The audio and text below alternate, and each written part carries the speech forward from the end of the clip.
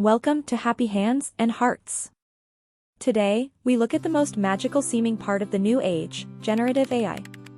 We see machines writing poems, painting masterpieces, and composing music. It looks like a creativity, but in the knowledge vault, we look deeper. Generative AI isn't inspired, it is calculating. It is the logic of statistical mimicry. It doesn't know what a heart is, it just knows which pixels usually go together to make one. Think of a master parrot. If you say "how are," the parrot says a you. Not because it cares about your day, but because it has heard those words together a million times. This is the logic of probability. When an AI writes a story, it is simply predicting the next most likely word based on the billions of sentences it has read. It is a large language model that plays a high-speed game of guess the next piece. Creativity, in this logic, is just very advanced math. But how does it make images?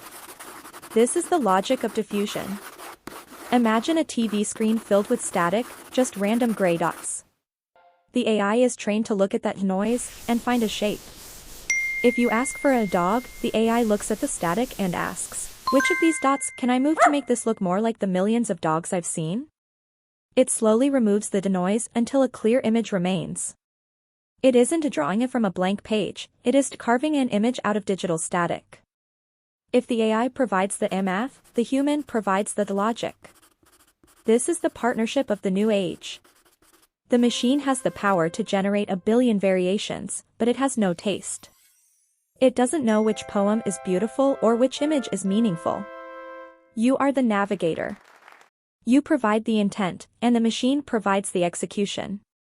The logic of generative AI isn't to replace the human creator, but to give the human a billion-piece toolbox to play with. Generative AI proves that when we master the math of the past, we can build the tools of the future. It isn't magic, it's the logic of probability meeting the spark of human intent. Logic is universal. Tools are temporary.